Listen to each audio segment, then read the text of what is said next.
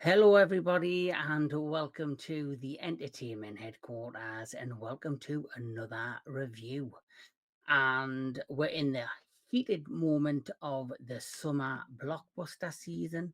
You know, it started off a couple of weeks ago with the release of Jurassic World Rebirth, which I'm going to do a live review this Friday on. And then, of course, trickling down, we've got two superhero movies, one after the other, releasing, which is like the main focus of the summer blockbuster season.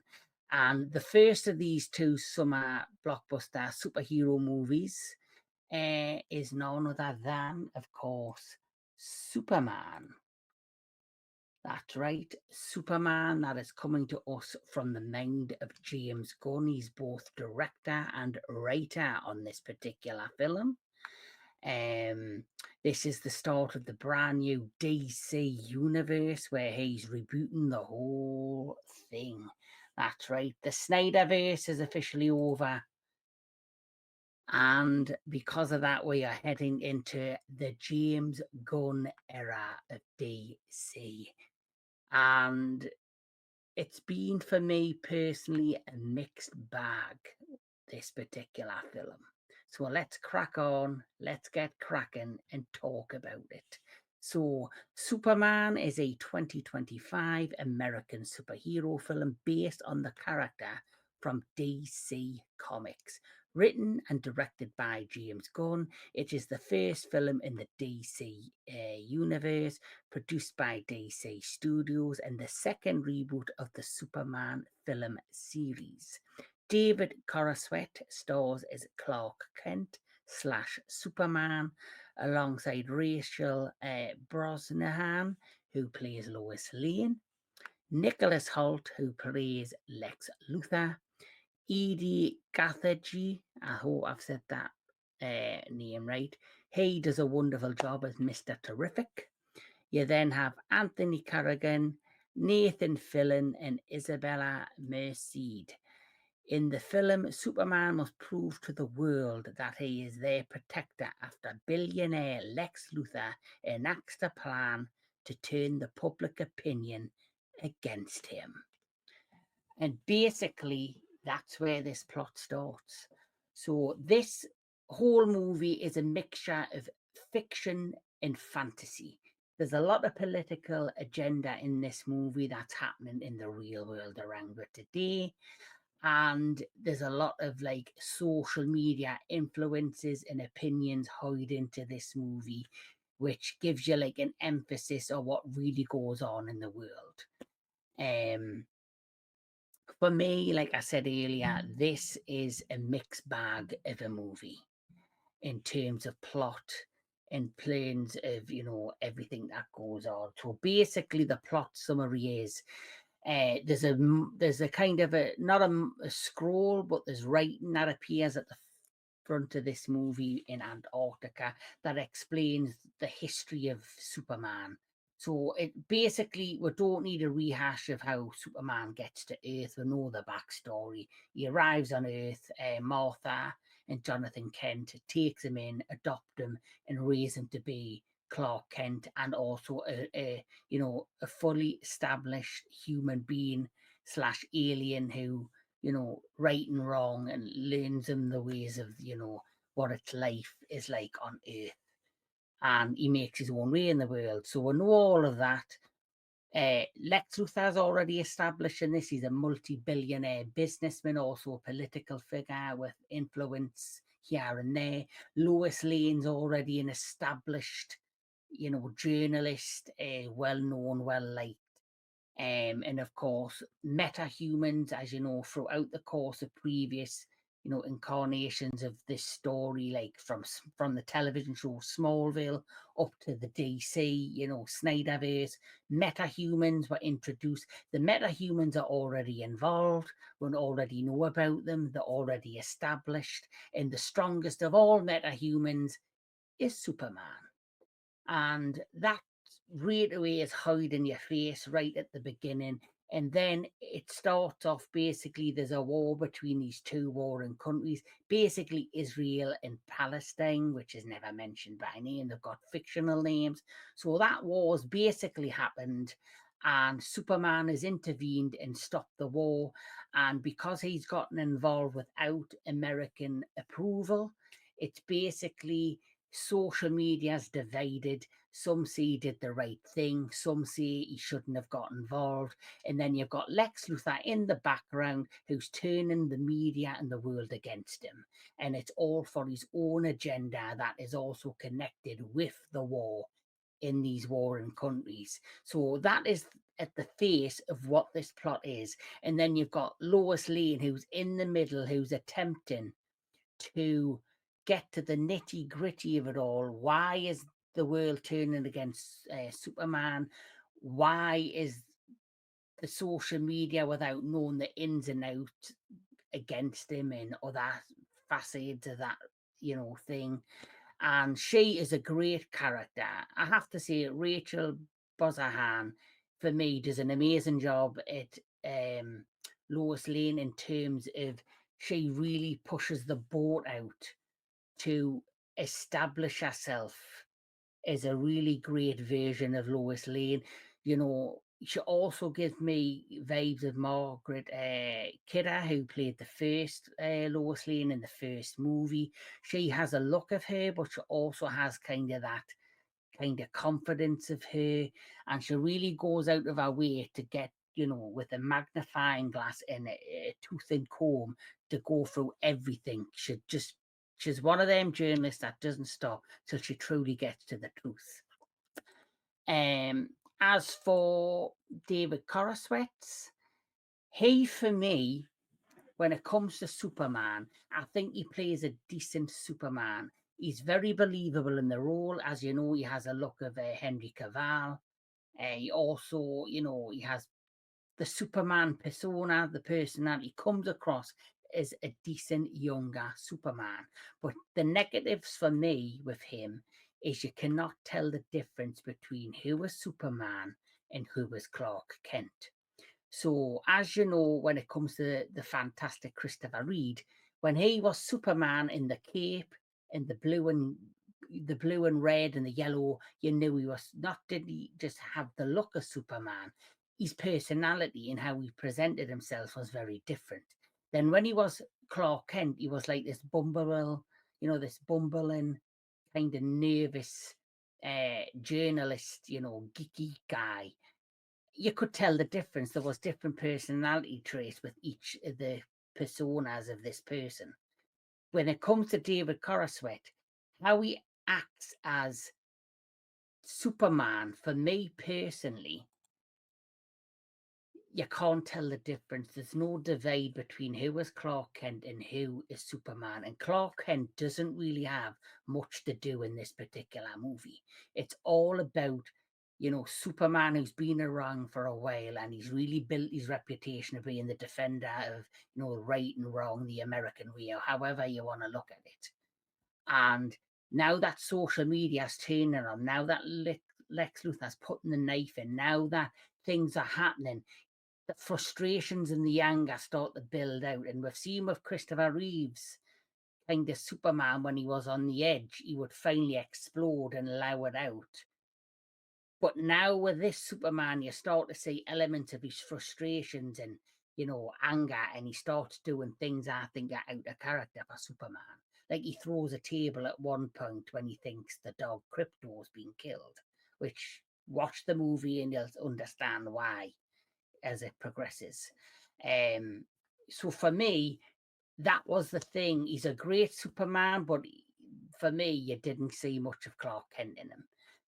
As Nicholas Hoult is concerned, Nicholas Hoult, I think, did everything on paper. He did everything he was asked to do via the script. He delivered where he could in the best way possible as Lex Luthor. Do I think he delivered the best Lex Luthor? No. For me, it's still Michael Rosenbaum from Smallville and, of course, Gene Hackman. I think Michael Rosenbaum did a great younger version of Lex Luthor, and of course, Gene Hackman was like played up with the campy comic book, humor of Lex Luthor. For me, the disadvantage for this Lex Luthor is Nicholas Hoult did everything on paper he was told to do. But for me, the characterization of this Lex Luthor mixed in with the humor, they tried to hide a bit of comedy around when he was being serious with these minions and the people under him who were like working for him. And when he was hiding the one-liners out and keeping this straight face, it was a mixed match. It just didn't work for me. It just didn't capture what I was expecting. For me, Lex Luthor should have been playing either a comedic, campy character or just completely straight with a menacing feel and look to him and made him feel like a true sinister villain, a bit like the Kingpin in the Daredevil series. Uh, you know, the version of Kingpin, how he is portrayed in that show on Netflix and Disney Plus, very straight, very menacing, no humor behind him, very cold, calculating. You either make Lex Luthor the campy, crazy character that Gene Hackman played, or you play him safe and serious. And I think because it just was a mixed match, it didn't work for me. We are introduced to the Justice Gang. Now, the Justice Gang for me, basically James Gunn, he has this pattern of in trying to make a film where it has serious plot points that you're meant to gravitate to pull at your heartstrings or to make make it seem heavy, the plot and the scenario that's on screen. But then he always has one or two characters that bring the humor and fit in around all of the tragedy and all of the seriousness that's going on throughout the plot of the movie. And for me, that is what the Justice Gang was there to do. It basically was a smaller version of the Justice League. So as you can see there, you've got Eddie Karaji. I cannot see his name, sorry. But Eddie Karajai, he plays Mr. Terrific. He, for me, is my favorite character in this movie. The problem is we didn't get much of a background on him. And when we finish the movie, I want to know more. I want to know all about this character. And Eddie Garaji, he absolutely nailed this role for me. He was fantastic. Nathan Fillion did what he always does. He brought a bit of humour to the character of the Green Lantern. As for Hawkgirl, blink and you miss her. For me, she added nothing to the plot. She was just there to fill the gap in the particular movie. But even though I like the whole scenario behind the Justice Gang, as they're known in the film, for me, I feel as if it was misplaced within this Superman movie.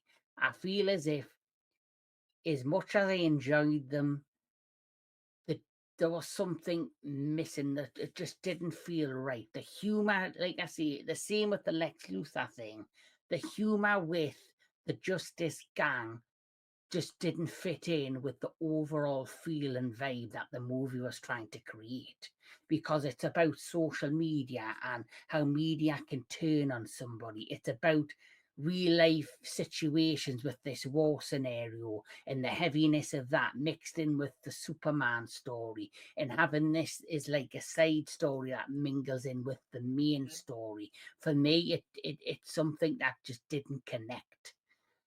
But that's just my overall perspective of this particular film. There is one element that, you know, like I said, we're introduced to the meta-humans. We're already introduced to the Justice Gang. But as you can see in the corner, you have this beautiful lady there in the black leather suit. She is called the Engineer, and she was played by Isabella Merced. And honestly, I thought the sequences with her, with the special effects, and you know her involved in like with Lex Luthor to try and overthrow Superman and the whole conspiracy behind him. I thought she did a brilliant job. And then obviously the giant guy behind Superman, he is Ultraman. And there's a bit of a twist with him throughout this plot near the film's end, which did I see coming? Yes and no. It was kind of predictable, that part for me, if I'm honest, but I still enjoyed it, even though I knew what was kind of coming. And of course, if you take away David Corenswet's Superman, the real star of the movie, as I said in my trailer reaction, it's Krypto the dog. Now, Krypto the dog is very much, majority of him is done by CGI, but I do know that that dog is actually this dog, which is James Gunn's dog. James Gunn, you know, took the dog, had him CGI'd and then turned white. And they actually followed him on walks, and they took lots of footage, and they basically rebuilt the dog and made him Krypto.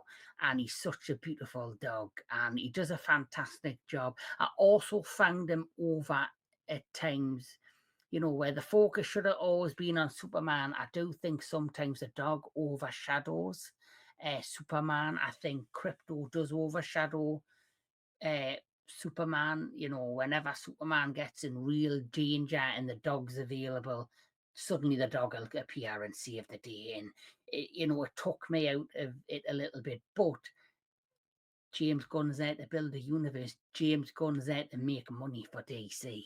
So how do you make money for DC? You add yourself a baby Groot. You add yourself a Grogu. You add yourself a little fucking baby dinosaur called Dolores, which is what we see in Jurassic World Rebirth, which I'm going to talk about on Friday.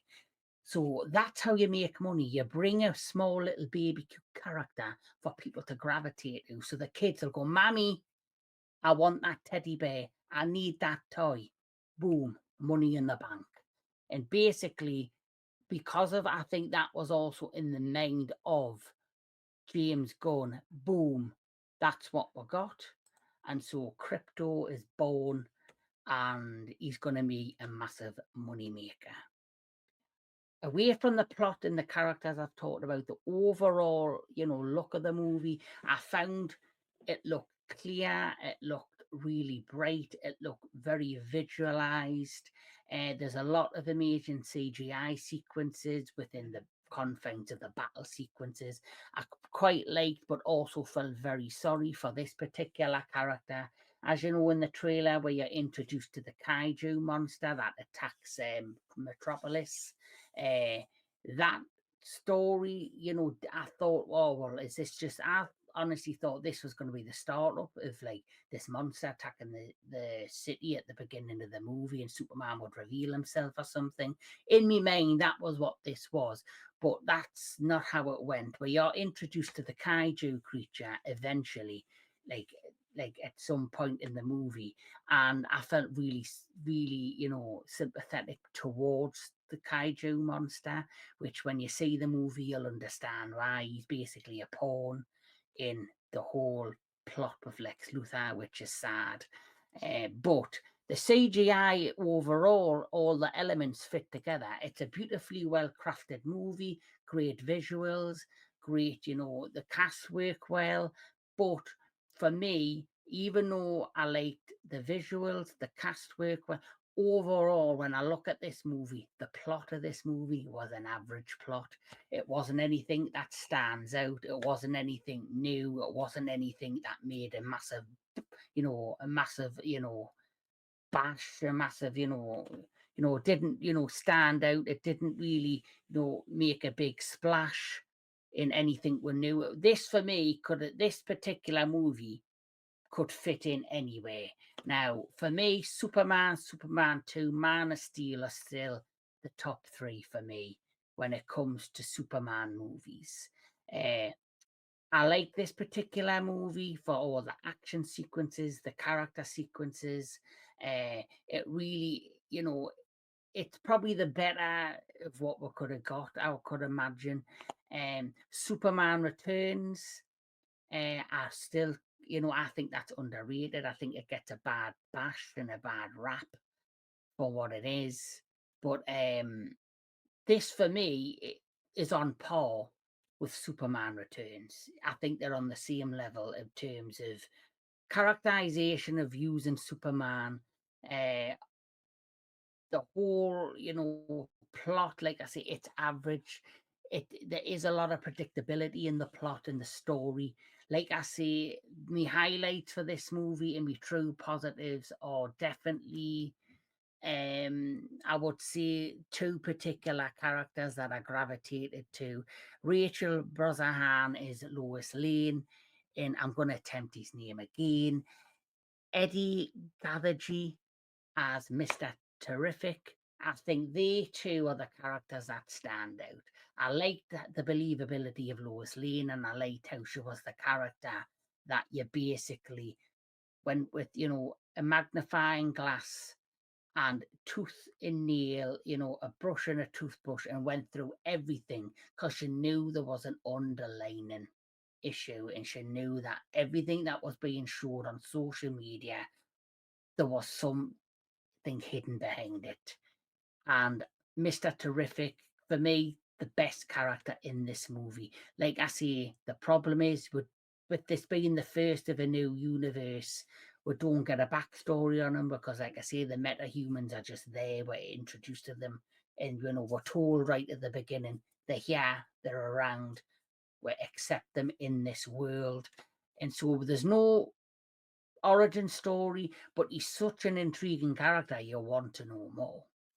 And like I say, David Coruscant as Superman, we don't really know, there's no definitive between him and Clark Kent. Clark Kent is very, he's not well used in this movie, in my opinion. He's underused. We don't get to see him much. We actually just see David Coruscant playing Superman, losing his temper a few times in a shirt and tie, and you're like, well, it's just Superman in a shirt and tie.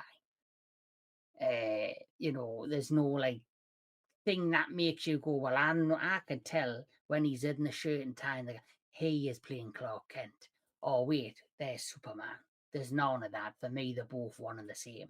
And where Christopher Reeve had this ability to say, I'm Superman. This is who I am as Superman. When he was Clark Kent, you were like, I can tell that's Clark Kent. It's not Superman. And I even think Brandon Roth did a better job at persuading the difference between the two. Nicholas Hoult, for me, I was disappointed. He is probably one of the weakest points in the movie, not because he's a terrible actor, because I think he's an amazing actor. He's really grew on me. He was amazing in Nosferatu. He's done amazing work in the past, but I think he just stuck to the script and did what he was told. He went from paper to screen, but I think it's not him that got the character wrong. I think it's James Gunn that got the character wrong, and how he tried to blend the humor with the seriousness, and it just didn't bat off each other right. Overall, like I say, it's a so-so movie. It's nothing new. It's nothing spectacular. It's not gonna reimagine the genre of superhero film. It's not really gonna stand out as anything new within the world of Superman. It's very much what you see is written on the tin. And it does also feel like I mentioned when I watched the trailer, um, it feels like a long extended episode of a television show. It feels like a a CW television show. I've missed half the season, and I'm just starting to catch up by watching this one particular episode where I've missed half the season, and I'm just thought, right, I'm going to watch the season of this show from this episode and move forward. That's how it felt to me. Is it terrible? No. Is it fantastic? It's just average to me. So with that said, my final score, my final, you know, rating, I'm going to give this a 6 out of 10. Like I say, I've told you me positives. Lois Lane, Mr. Terrific, fantastic. The overall story is average. David Coruscant, Superman, he does a great job at Superman, but there's nothing new there with the character. It's everything we've seen in the past. Disappointed in Lex Luthor's character, and the rest average. But that's just my opinion. Let me know in the comments below what you think. Did you enjoy Superman 2025? Like I say, this is just the first of a new universe. Hopefully he's gonna build on this into something bigger and better and more spectacle. But who knows? Let me know in the comments below what you do think. Please like all your movies. Please like all things entertainment. And I'll catch you all at the next one.